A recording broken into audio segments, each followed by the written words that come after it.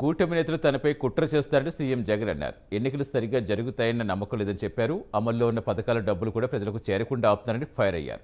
ఇష్టానుసారంగా అధికారులను బదిలీ చేస్తున్నారని, పేదలకు మంచి చేస్తున్న తనను లేకుండా చేయాలని కూటమి నేతలు కుతంత్రాలు పన్నుతున్నారని మండిపడ్డారు.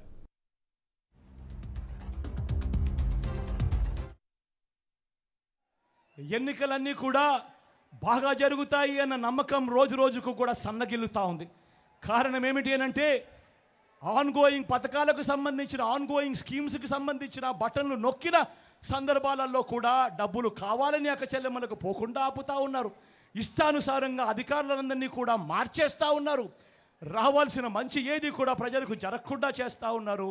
ఇన్ని కుట్రలు పన్నుతూ ఉన్నారు. కేవలం ఎందుకో కేవలం మంచి బీదలకు పేదలకు మంచి చేసే మీ జగన్ ఒక్కడు ఉండకుండా చేసేందుకు ఇన్ని కుట్రలు చేస్తూ ఉన్నారు. గమనించమని అడుగుతా ఉన్నా.